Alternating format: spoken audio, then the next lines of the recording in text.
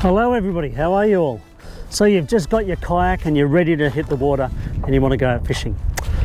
I've got a few tips for you here that will hopefully help improve your time on the water. These are tips that I've picked up over the years as I've been out fishing, and a lot of them I wouldn't do without now. So let's go through, count them down. Some are from an older video which I've pinched the footage from just to make sure that they're all in one location, all the tips. Let's start off with the first one. Here we go. A sounder. Get yourself a sounder. Doesn't have to be a brand new, super expensive one. I mainly use my sounder just to find depth. See where the drop-offs are. You can tell if you're in 3 meters of water, in 8 meters of water. You'll be able to see the structure on the bottom. Yes, the better ones, you can see where the fish are as well. Doesn't always mean you'll catch them, but definitely to get yourself a sounder fitted on your yacht. It's invaluable, and after rods and reels and all that sort of stuff, that's the next most important bit of kit, I reckon. So, good tip, always have a net. When you get things like flatties, you don't want to just swing them straight into the kayak.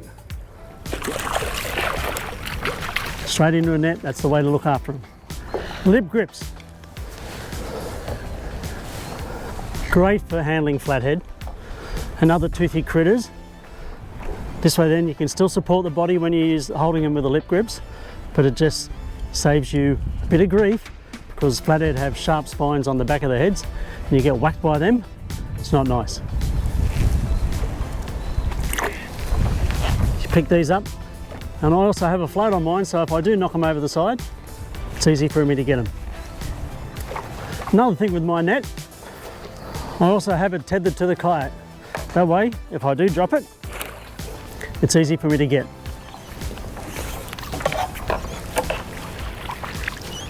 I've never lost a net yet. Now on the Lynx, on windy days, if you're pushing into the waves, you will get water spraying over the front. Nature of the beast with the Lynx. So get a good waterproof bag. I have one of the Hobie ones that fits on the front, which is water resistant, so if it's a light day, I'll take that out.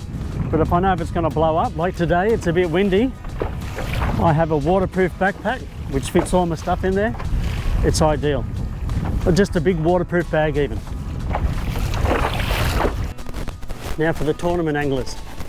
Live wells, batteries can go flat, you can get bits of weed or sticks stuck in your pump.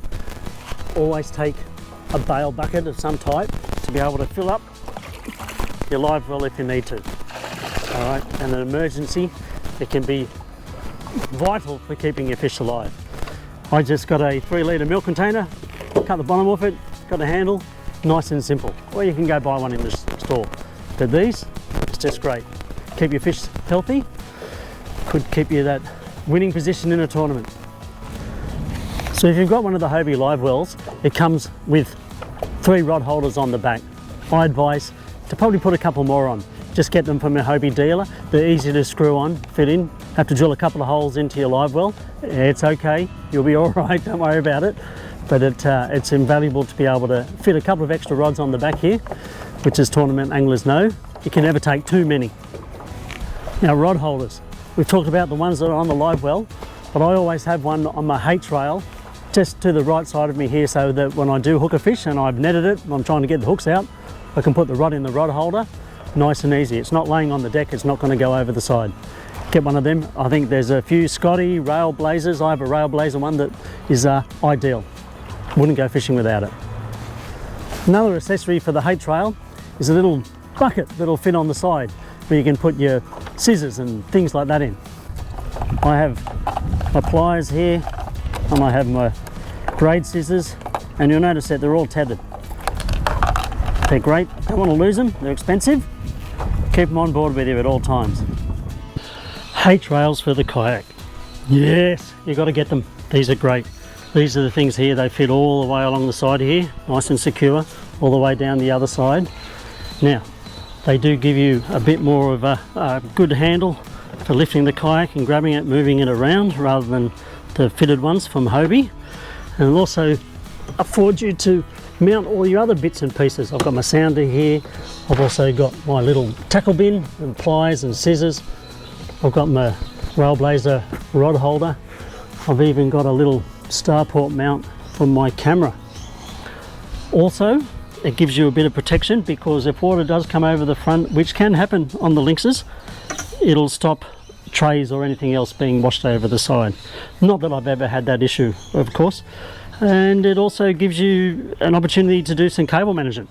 From a sounder, I've just got it all wrapped up neatly, cable tied on there. And that's it. James from Hunter Water Sports. He'll be able to sort you out with the H-Rail kit for your Lynx. And for your other kayaks, you can get other shorter ones as well, rather than the long ones that I've got here.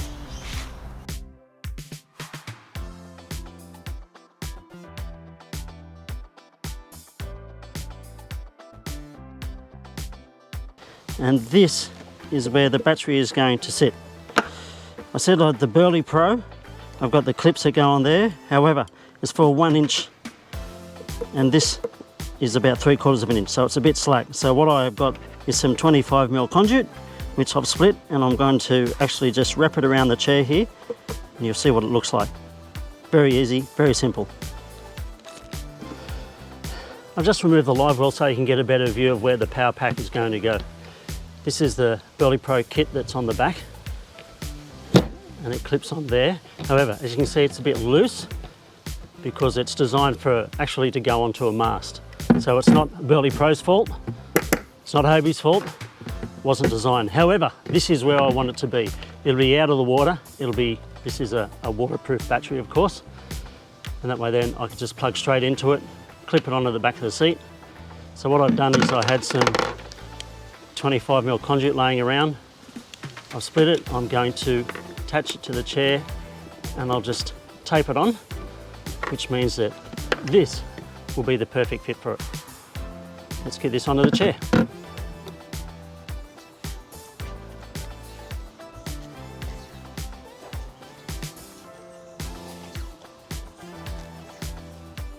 So as I was saying, now that I've got this in place, this will just click on there, which is now, it's a nice tight fit, it's good. And the battery cable just connects like that. A little bit of slack there so I can move things around if I need to. And now it's all good to go. Now the wheels for the Hobie kayak. One tip I will give you for these, which is great for looking after the hull of your Lynx, is get a tennis ball, cut it in half, and just drill a hole in it and slide them down on here. There's just a bit of extra cushioning where they go into the hull. So I'm going to show you now actually how I put the kayak up on the roof. So what I've also done is on the roof racks I've put some foam on, just taped it on, just stops any scratching against the hard roof racks. And now I'll get the kayak and show you what I need to do with it. The other bit of kit that I said that I had was an old piece of carpet.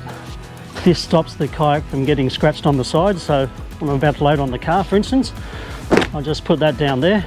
I can sit the kayak on the side, no scratches whatsoever. Now I'll get the kayak and we'll load it on. So I brought the kayak out of the garage, nice and light. Can't do this with the PA. I just sit it down on there, no scratches on here.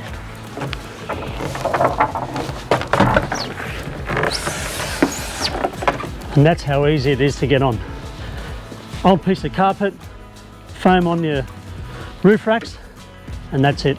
Nice and simple. So there we are. There's my top tips for getting out in your kayak and how to fit it out. One tip that I will give you though, you've got your kayak now, get out and have some fun on it. Use it. I've only come out for an hour today. It's a bit windy, it's a bit blowy, but it doesn't matter. Go out only if it's safe though, because we want to make sure that you're back to watch these videos later on. If you've liked this content, everybody, please like, share and subscribe. That'd be fantastic, and we shall see you on the water next time. Thank you. Bye-bye.